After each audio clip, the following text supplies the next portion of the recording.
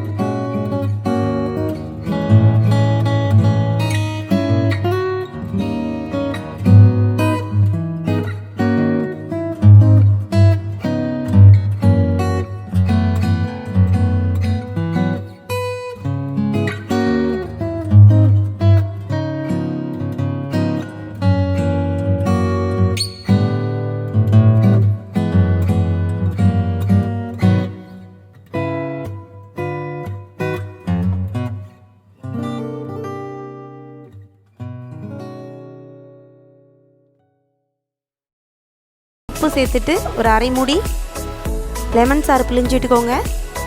மிளகுத்தூள் ஒரு அரை ஸ்பூன் சேர்த்துக்கலாம். சேர்த்துட்டு நல்லா இந்த மாதிரி கொலகொலப்பாக கொஞ்சம் நல்லா தண்ணி சேர்த்து ஊற வச்சிடலாம். பரட்டி வச்சுட்டு இப்போது 1 கிலோ பாஸ்மதி ரைஸை ஒரு அரை மணி நேரம் ஊற வச்சு எடுத்துக்கிறேன். இப்போ விறகடுப்பில் தான் செய்ய போகிறேன். கொஞ்சம் நல்லா டேஸ்ட்டு கிடைக்கணும் அப்படின்றதுக்காக நான் இந்த மாதிரி ட்ரை பண்ணேன். அரிசியை நல்லா கழுவிட்டு உள்ள கொதிச்சிருச்சு. இப்போ இது கூட சேர்த்துக்கிறேன். இந்த மாதிரி நம்ம அஜினமோட்டோலாம் செய்யாமல் வீட்டிலையே ரொம்ப பார்த்து செய்யும்போது குழந்தைங்களுக்கு ஒரு பிடிச்ச உணவாகவும் ஆகிடும். அதே சமயம் நம்ம ஆரோக்கியமாக சாப்பிட்ட மாதிரி இருக்கும். அப்புறம் இது கூட ஒரு பட்டை, ஒரு கிராம்பு, ஒரு ஏலக்காய் சேர்த்து அரிசியில் போட்டுடுறேன். அது கூட ஒரு கரண்டி ஆயில் சேர்த்துக்கலாம். ஒன்றோட ஒன்றா அரிசி ஒட்டிட்டு வராமல் இருக்கிறதுக்காக ஒரு கரண்டி ஆயில் சேர்த்துக்குவோம் எப்போவுமே ஃப்ரைட் ரைஸ்க்கு.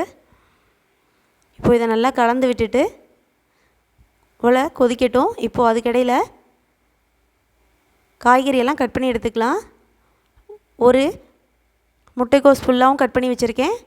ஒரு 6 நார்மல் சைஸ் கேப்சிகம் கட் பண்ணி வச்சுருக்கேன். குடமிளகாய், அரை கிலோ கேரட் கட் பண்ணி வச்சுருக்கேன். 1/4 கிலோ பீன்ஸ் கட் பண்ணி வச்சுருக்கேன். 4 பெரிய சைஸ் வெங்காயத்தை நல்லா சாப் பண்ணி வச்சுருக்கேன்.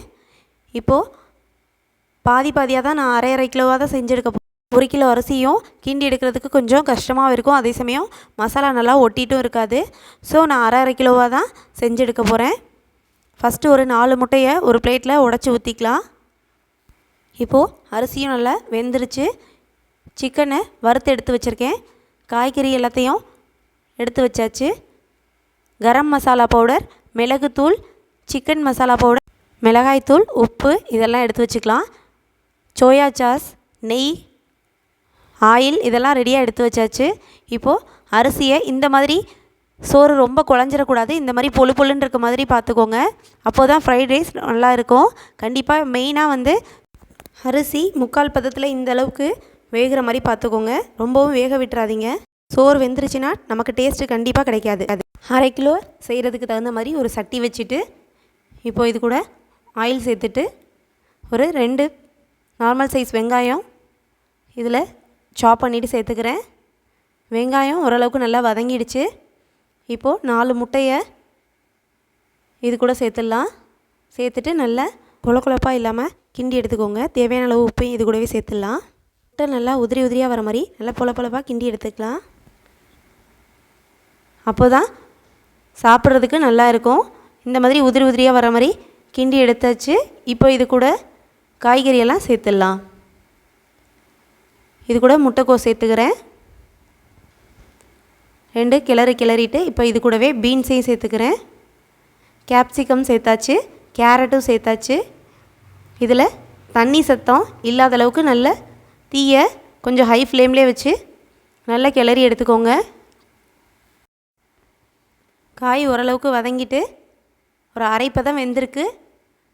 இப்போ இது கூட கொஞ்சம் தீயை இப்போ குறைச்சி வச்சுட்டு இது கூட சோயா சாஸ் சேர்த்துக்கிறேன்.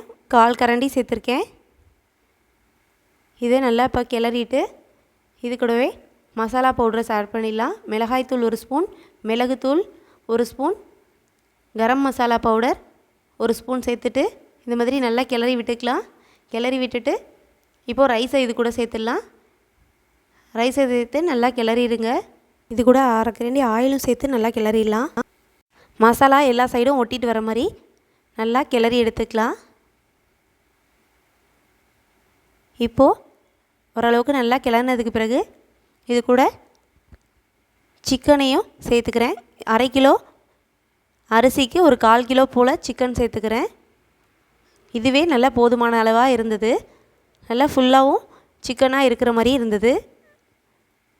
இதோ இப்போது நல்லா கிளறி எடுத்துக்கலாம். சிக்கன் எல்லா சைடும் இருக்கிற மாதிரி நல்லா கிளறி எடுத்துக்கலாம். இந்த மாதிரி அஜினமோட்டோ வேறு கெமிக்கல்ஸ் எதுவும் ஆட் பண்ணாமல் வீட்டிலையே இந்த மாதிரி நிறைய அளவுகளில் செய்யும்போது டேஸ்ட்டும் நமக்கு ஹோட்டலை விடவே சூப்பராக இருக்கும். அதே சமயம் குவான்டிட்டியும் நமக்கு நிறையவே இருக்கும். வீட்டில் செய்யும்போது குழந்தைங்களும் ஆரோக்கியமாக சாப்பிட்ட மாதிரி இருக்கும். நம்ம எல்லாருமே விரும்பி சாப்பிடக்கூடிய இந்த ஃப்ரைட் ரைஸை இந்த மாதிரி வீட்டிலையே செய்யும்போது ஒரு ஆரோக்கியமான உணவாகவும் இருக்கும். கண்டிப்பாக நீங்களும் இது மாதிரி ட்ரை பண்ணி பாருங்கள். இந்த வீடியோஸ் உங்களுக்கு பிடிச்சிருந்தால் லைக் பண்ணுங்கள். இது போன்ற ஹெல்த்தியான வீடியோஸ்க்கு நம்மளோட சேனலை சப்ஸ்கிரைப் பண்ணிவிட்டு அதுக்கப்புறம் வீடியோஸ் பாருங்கள். பக்கத்தில் இருக்க பெல் ஐக்கானையும் கிளிக் பண்ணிக்கோங்க. அப்போ தான் நான் போகிற எஃபர்ட் உங்களை வந்தடையும். இந்த வீடியோஸை நீங்கள் என்ஜாய் பண்ணியிருந்தால் உங்கள் ஃபேமிலி அண்ட் ஃப்ரெண்ட்ஸ் கூட ஷேர் பண்ணிக்கோங்க. தேங்க்யூ.